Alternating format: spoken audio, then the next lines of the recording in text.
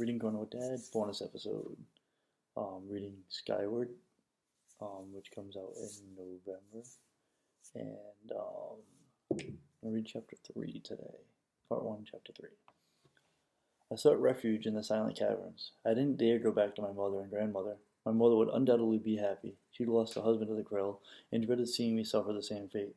Gran, she would tell me to fight. But fight what? The military itself didn't want me. I felt like a fool all this time, telling myself I'd become a pilot, and in truth, I'd never had a chance. My teachers must have spent these years laughing at me behind their hands. I walked through an unfamiliar cavern on the outer edge of what I'd explored, hours from Igneous, and still the feelings of embarrassment and anger shadowed me. What an idiot I had been.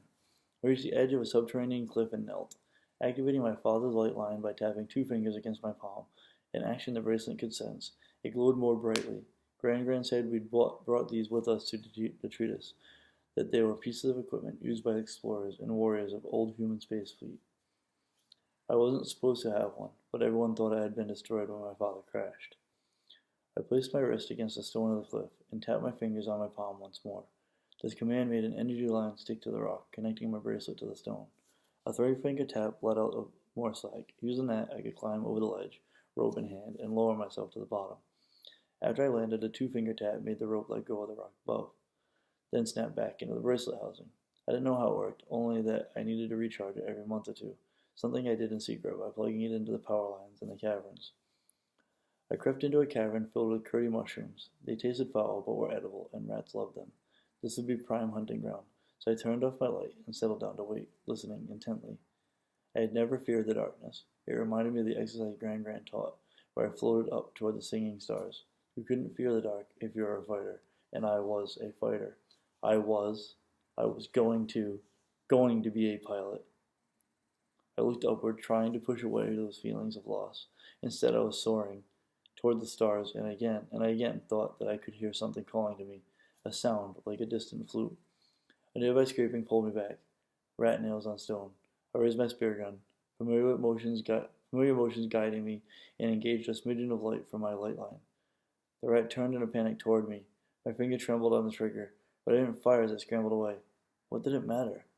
Was I really going to go on with my life like nothing had happened? New exploring kept my mind off my problems. Today they kept intruding like a rock in my shoe. Remember that the dreams had just been stolen. I felt like I had in those first days following my father's death, when every moment, every object, every word reminded me of him and of the sudden hole inside me. I sighed, then attached one end of my light line to my spear and commanded it to stick to the next thing it touched. I took aim at the top of another cliff and fired, sticking the weightless glowing rope in place. I climbed up, my spear gun rattling in its straps on my back. As a child, I had imagined that my father had survived his crash, that he was being held captive in these endless, uncharted tunnels.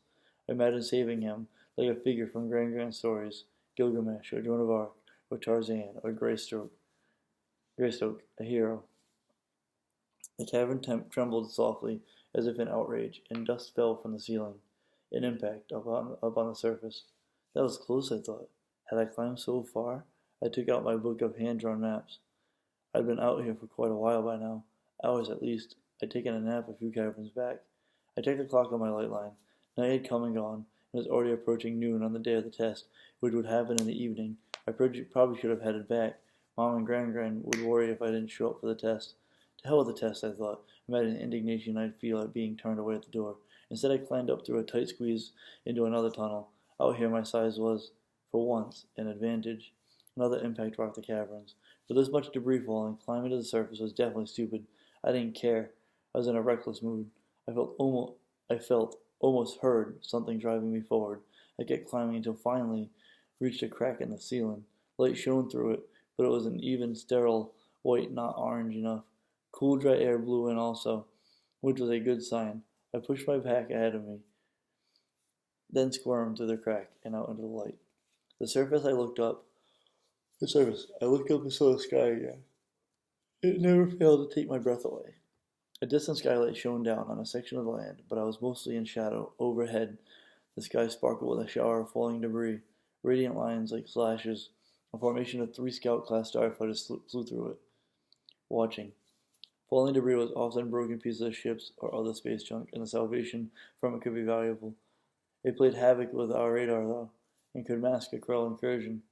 I stood in the blue-gray dust and let the aura of the sky wash over me, feeling a peculiar sensation of wind against my cheeks. I'd come up close to Alta Base, which I could see in the distance, maybe only a 30-minute walk or so away. Now that the Krell knew where we were, there was no reason to hide the base, so it had been expanded from a hidden bunker to several large buildings, with a walled perimeter, anti-aircraft guns, and an invisible shield to protect it from debris. Outside that wall, groups of people worked a small strip of something I always found strange: trees and fields. What were they even doing over there, trying to grow food in this dusty ground? I didn't dare get close.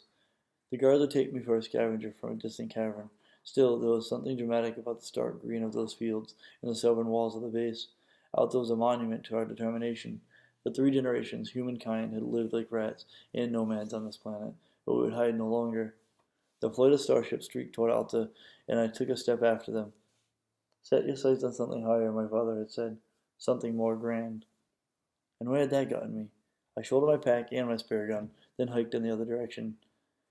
I had been to a nearby passage before, and I figured that with more exploring I could connect some of my maps. Unfortunately, when I arrived, I found the passage's mouth completely collapsed. Some space debris hit the surface in the near distance, tossing up a spray of dust. I looked up and saw a few smaller chunks streaking down overhead, fiery chunks of metal, heading straight toward me. Scud! I dashed back the way I had come. No, no, no, no, no, no, no, no. The air rumbled, and I could feel the heat of approaching debris. There! I spotted a small cavern opening in the surface, part crack, part cave mouth. I threw myself toward it, skidding and sliding inside. An enormous crash sounded behind me, and it seemed to shake the entire planet.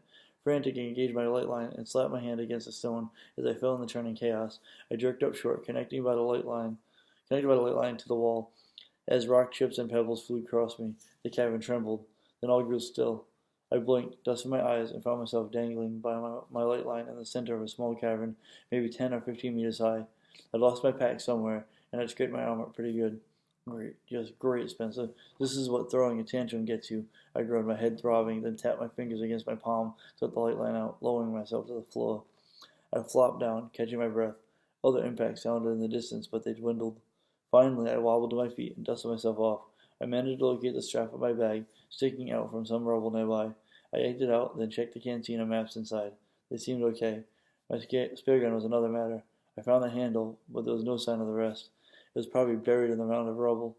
I slumped down against a stone. I knew I shouldn't go up to the surface during debris falls. I'd practically begged for this. A scrabbling sound came from nearby. A rat. I raised the handle of my gun immediately, then felt doubly stupid. Still, I forced myself to my feet, slung the pack over my shoulder, and increased the light of my bracelet. A shadow ducked away, and I followed, limping only a little. Maybe I could find another way out of here. I raised my bracelet in the air, illuminating the cavern. My light reflected off something ahead of me. Metal. Maybe one of the water pipes. I walked toward it, and took my brain a moment to realize what I was seeing.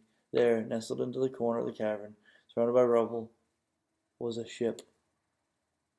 Alright, that's the end of chapter 3. From Skyward Part 1, Chapter 3. We'll do Part 1, Chapter 4 next episode.